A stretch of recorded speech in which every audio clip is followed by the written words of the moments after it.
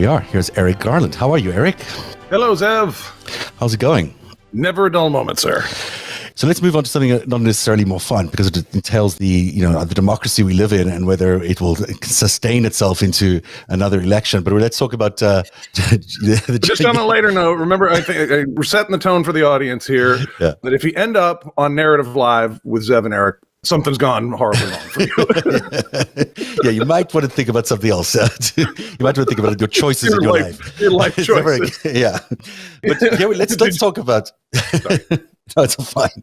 I need to laugh after that segment. It's so hard to cover this Ukraine story because you're constantly... And the dog. I love the dog because I'm sending... a lot of people are telling me they jump on Twitter, they jump on social media, and they just shut it right down because, there's the real-time images of war, and it's hard. And, it's like a dog that saves people. This, little images of happiness and that human spirit that will not be crushed. And the dog he's so spirit. Proud of it. He's so happy. Patron, it means ammo. I didn't know that patron means ammo, but it's a good cartridge. Yeah, cartridge, for weapon. Sure. Yeah. So we've been doing on the show for the last few weeks a series called Command and Control. We've been looking at how in charge was Donald Trump really on January the 6th? Like, was he really calling the shots? And there's an increasing number of evidential points, facts, and other things that point to him actually being quite in control in the months and weeks leading up to it, but also on the day. And just some of the things we've discussed in the last few weeks is obviously a lot more than I'm about to show you here. But the key evidence that we showed you 2 weeks ago was the Ginny Thomas texts, those texts from the wife of Clarence Thomas, to Mark Meadows, which, seemed to me like though they were, cooperating in a coup attempt to overthrow the government, or at least she was encouraging him to do so. That's what I took away from that particular exchange of text messages. But we also last week spoke about the 7.5 missing hours of logs. These are the call logs that are missing from the presidential call logs. 7.5 hours is a long time. We were suggesting that maybe he was in the White House, but not quite in the Oval Office, maybe in the Operations Center, the Presidential Operations Center, where he could have met with some of the other collaborators in the coup plot who were just across the street at the, I was going to get it wrong, the Willard Hotel. So that's the other thing we were talking about last week. Now come along these new batches of texts from Mike Lee, and we're going to discuss some of that today. But there's also these new batches of texts from Stuart Rhodes, the leader of the Oath Keepers. And it does seem to all add up to a pretty convincing story that Donald Trump made every single choice necessary to be the ringleader of an attempt to overthrow the will of the people during an election. And he is the guy who is the center of all of this. Yeah. I mean, I almost had nothing to add, which is rare, right? Because, I'm sure there were other people thinking about, how do we overthrow this democracy? I'm sure and we've read texts from them, and the pillow guy, Mike Lindell there, remember that day he walked into the White House and he had his notes out, not thinking too much that the cameras that the reporters have good resolution. They could see what he's, is written on that thing. And it's like, put Kash Patel over to CIA and, get rid of Bill of Rights and stuff like that. So Trump took lots of different ideas from lots of people, but what makes his role so special on that day, of course, is he was president of the United States of America. Yeah. And him being in that Presidential Emergency Operations Center, he would have been in a place to give orders or, especially talking to the Department of Defense, to stand down and not do things. So that remains a big question, but we keep learning more about what his co-conspirators were up to, who were in the legislative branch, tied to the judicial branch, in other parts of the executive branch. So we're all on a learning curve. We're all learning, people. We're all learning. And there's a lot of information coming out all the time. Just this map, by the way, just so people understand why I'm showing it, that red box is probably where the Operations Center, which is now, they've built a second one. You see that pink triangle? That's the new one that they've built. It's a whole new facility underneath the Oval Office designed for these big things. And I'm not even sure that's where it is because it's so secret, but it's somewhere around there. The red box is the old Operations Center. It's unclear if the new one has even been started to be staffed or what. But it could be that this old operations center wasn't going to be the one used for a big emergency. So maybe it was even easier for the president to access it and to meet whomever across the street who was staying in this blue box, which is the Willard Hotel, which is where Roger Stone, Rudy Giuliani, and others were staying. Okay, so if you look at where your teal meets your red line there in the East Wing, the operations center is like straight underground from there. Right. According to the maps I've seen, how far does it go out? Look, there's a lot going on in that part of the world, and it's classified. It's a good thing we don't know with all this information. We do know that this yellow box exists. This is the official secret exit to the White House. It's they call it now an unmarked exit because it's no longer that secret. But there is a way out of the White House through this tunnel that takes you to H Street. We were supposing that maybe there's one that connects the tunnel under the Willard Hotel to that tunnel, and maybe you could also get from the Willard Hotel to the Treasury and then through to the White House unnoticed, where you could have meetings. Who knows? We'll find out in the next few days or weeks where Donald Trump really was on that day. I found this great clip, though, and I've held on to it. Sometimes I find a clip and I'm like, I'm going to keep this one in the bank. I'm going to need it one day because I'm sure he's lying. This is Mark Meadows. I'm not sure the date, but it was months ago. As all the stuff as Bannon was indicted for contempt of Congress. Here's Mark Meadows explaining. Sorry, I just love the process. They're like, hold on, we're all in front of our computers. Hold on, let me, select, click, copy, paste, new file. I think he's lying. Let's just save this for next time. And really, it's plain that he is, because here he is saying, well, obviously that's not the case. In fact, I've told them that, to my knowledge, no one in the West Wing had any advanced knowledge of what was going to happen on January 6th in terms of a breach of security. Additionally, a number of things that took place actually would not go towards supporting that narrative. Well, that ain't true. We know that that's just not true. We know that people in the White House knew exactly what was going on that day and knew well in advance. Also, we're kind of, and it's great you got the map up because we're doing some DC geography here, there. Sometimes these guys tell on themselves a little bit. I wonder if he was trying to be clever by half. They're like, no one in the West Wing knew what was going on that day because they were on the other side of the, It could be he was trying that. But, truthfully, it is Mark Meadows knew exactly what was going on. And these text messages between him and Mike Lee are just they're just very revealing. So in some ways, they tell a good story from Mark Meadows because it does seem like Mike Lee and Mark Meadows were working on a different path. There were two ways to overthrow an election. And I guess they thought there were two ways.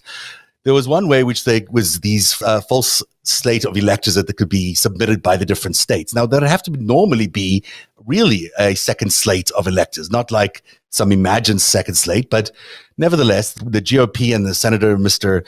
Lee over there, decided that they could get these people, these ordinary people, to decide that the slate of electors that were sent there based on the will of the people were not actually the will of the people, and they were going to replace them with this new slate of electors.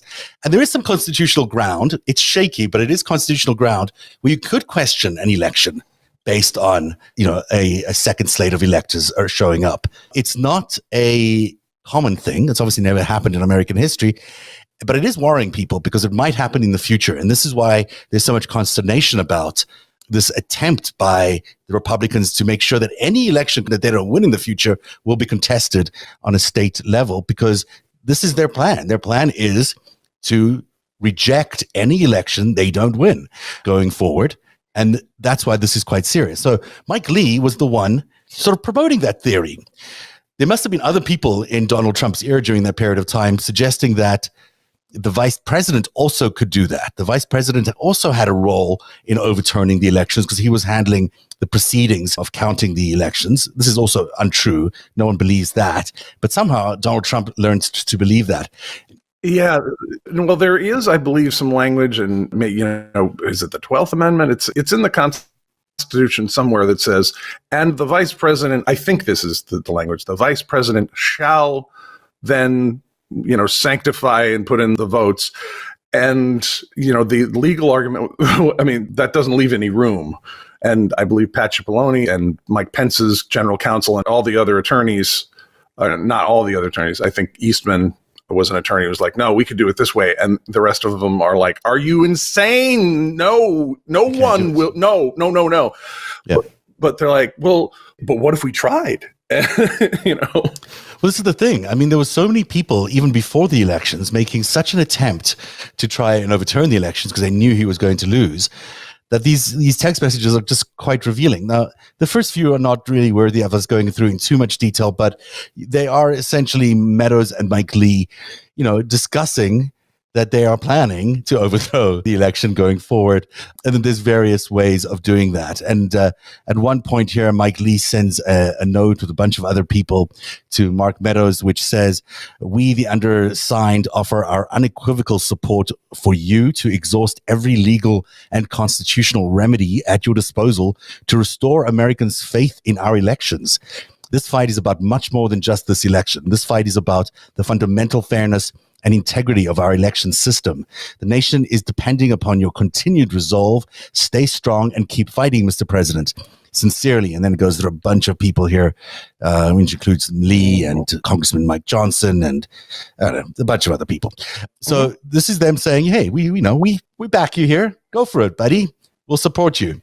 Then comes this next page of back and forth where we've got Mike Lee to Mark Meadows saying, we're sending this as a private communication from us to him through you, but we are not issuing a press release. Use it however you deem appropriate. And if it's helpful to you for you to leak it, feel free to do so. Mark Meadows responds with a question mark. Mike Lee responds, Sidney Powell is saying that she needs to get in to see the president, but she's being kept away from him. Apparently, she has a strategy to keep things alive and put several states back in play. Can you help her get in? It was at the president's request that Sidney has been working on a strategy and has been trying to get in to see him, but she's been kept out. And then from Mike Lee to Mark Meadows, he gives her his Powell's email address and phone number. So this is interesting that it was, Mike Lee who is the champion of Sidney Powell's efforts, which is surprising to me. I didn't expect him to be the guy pushing her into the White House, even though her strategies turned out to be like way off base. Well, and before that, she was Mike Flynn's attorney trying to get him off of, before Trump just went ahead and pardoned him. So Mike Lee's pretty tied to Mike Flynn.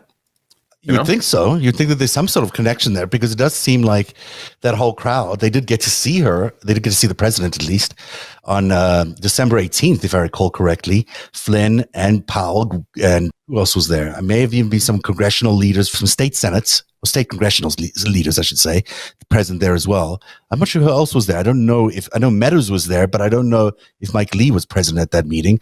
But it does seem they got in, on December 18th. That's where they got the approval for the plan for January the 6th.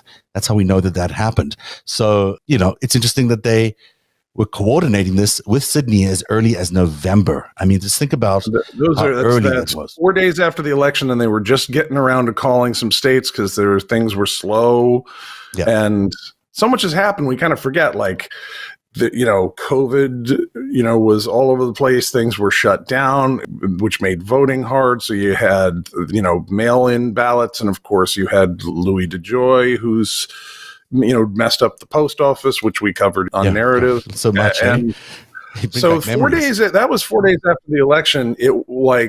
I believe even the TV news, it wasn't quite like, they're like, well, Biden pretty much won. They didn't, it wasn't like normal, like, boom. No, they were still afraid to make the final call. So, meanwhile, we now know that in those days, there was this turf war going on as well between Mike Lee and Ted Cruz and our friend Josh Hawley, because in this particular set of exchanges, Mike Lee's telling Mark Meadows that he has grave concerns with the way his friend Ted is going about this effort. And I presume his friend Ted is Ted Cruz, because I can't imagine who else it would be.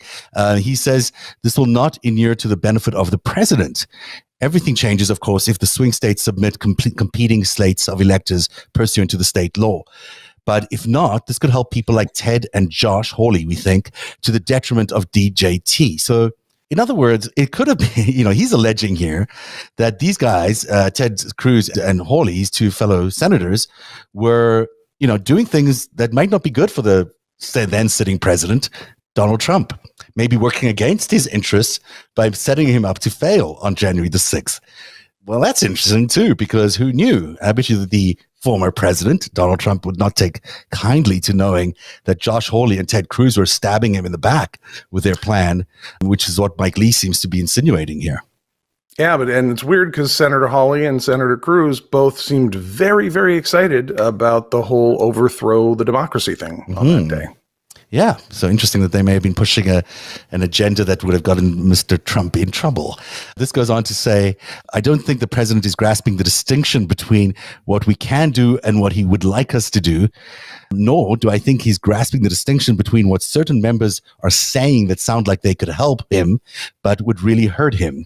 He's got a very real opportunity to win in 2024. That opportunity could be harmed in multiple ways by this effort. From Mike Lee to Mike Meadows, then again, all of this could change if the states in question certified Trump electors pursuant to the state law. But in the absence of that, this effort is destined not only to fail, but to hurt DJT in the process. Well, that doesn't sound like a very united Republican Party to me. That sounds like a very fractured, but a Republican Party. All political regimes and parties are coalitions that have of people of different interests, and they're human beings who have the things that they want over other people, self-interest, I guess. So that's not surprising. What makes this dynamic so interesting is that they all want to overthrow the democracy in their own unique way. So we get to learn about the flora and fauna of each kind of traitor. Yeah. They're able to overthrow the government so they can win is basically what they want for themselves. They'll overthrow democracy if it turns out that they get to win. That's the lesson from these text messages. So it goes on, and this is a striking. They talk about, between you and me, I fear that for some of this could be a feature, not a bug. He's talking about this hurting the president. There are plenty of others perhaps who are advocating the strategy with the best of intentions, but without fully understanding the ramifications. I don't purport to know who fits into which category. I know only that this will end badly for the president unless we have the Constitution on our side and unless these states submit new states of Trump electors pursuant to the state law. We do not. And then we should chat then. I'd love to be proven wrong about my concerns, but I really think this could be all backfire badly unless we have legislature's permission submitting Trump slates, these alternative slates. Even setting aside constitutional concerns, this will be harmful for the president. If we don't channel this effort properly, we simply have no authority to reject a state-certified electoral vote in the absence of a dueling slate, with the Trump slate coming from a state legislative determination. Can we hang on that little paragraph, which I've read before? And I've gone to check out Mike Lee's biography, make sure I got everything correct. He is a serious attorney, and I believe he clerked for the Supreme Court. He's a guy who knows his stuff when it comes to law. There are plenty of people, in the Trump administration who are chuckleheads, and, you learn to discount, their opinions or their expertise and go, these guys are just banging around. They don't know what they're doing. Mike Lee's not one of them. No. He's a senator, and, he's got a lot of experience in the law and constitutional law as well. I think he's basically saying that the only way we could get this maybe through the Constitution, if there's a dueling slate of electors, there's so he's like hanging this on a tiny, tiny, tiny bit of language in some statute or constitutional provision. My question is, did anybody run this by people actually sitting on the Supreme Court? Clarence Thomas or anyone they might have. like that? He would have endorsed it, right? I mean, he would have thought any of these plans would have worked for Clarence Thomas, no doubt.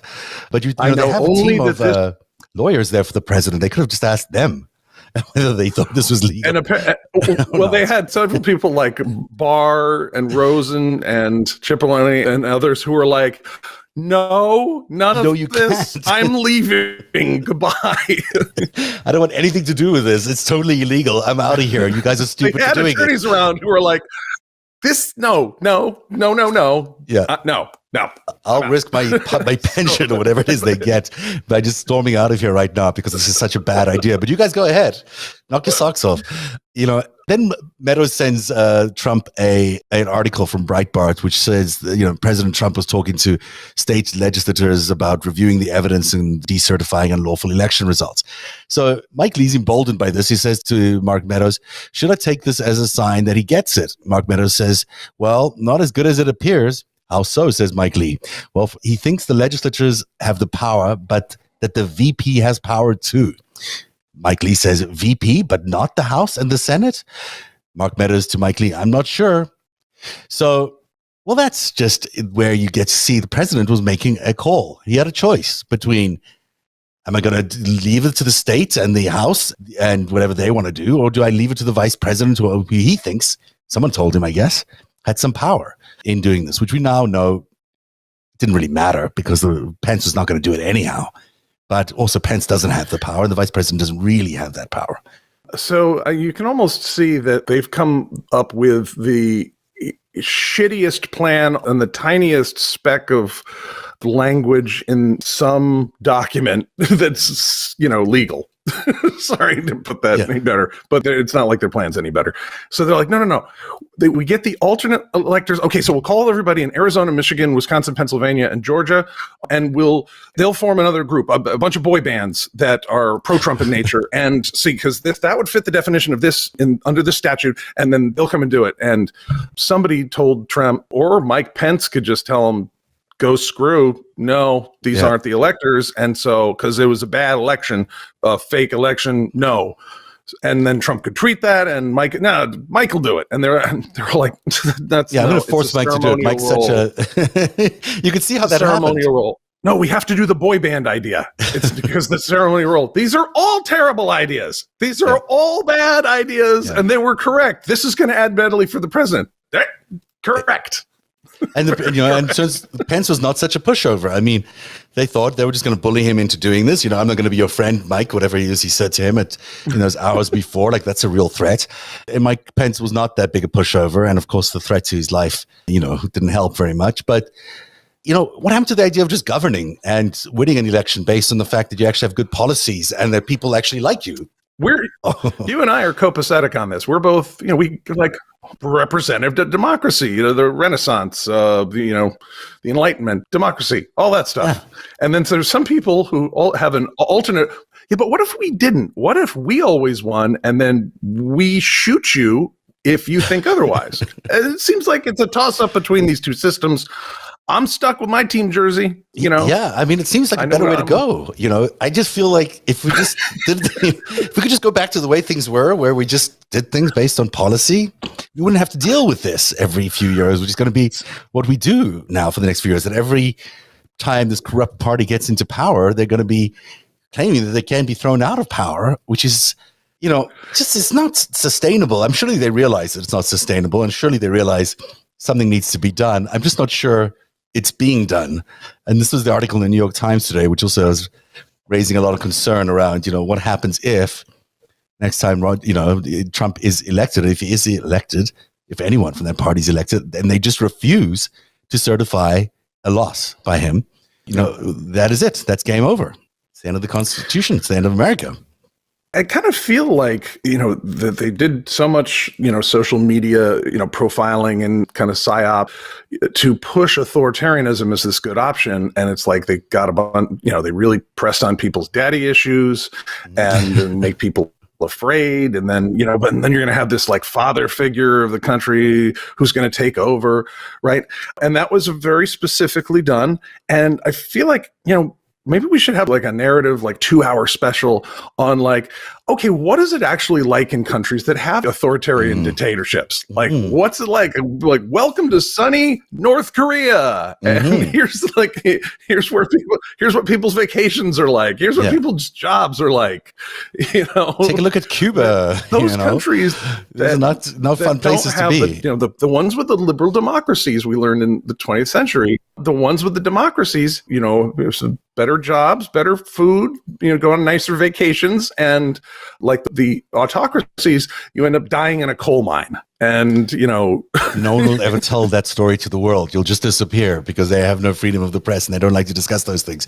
It is the war that they're fighting in Ukraine. It is the war that we're fighting around the world. There's just, any way you look at the world right now, this is the battle that's going on. It's a battle between democracy and autocracy. And, I keep hearing both Zelensky and Biden using this is light versus darkness. It really is. It is, as you describe those places in dictatorships, people live in darkness, both in information darkness, but also in just a life of darkness. There's just no hope for people in dictatorships unless you're somehow landed up in the right place at the right time where the dictator gives you something, everybody else suffers. There's no upward mobility. There's no meritocracy.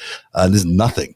And there's these ridiculous wars where your people are treated like cannon fodder, like as we're seeing is going on right now in Russia and Ukraine. Yeah. And, I like our system better. And it's hard to say that if you know America's history and you know how messy democracy is.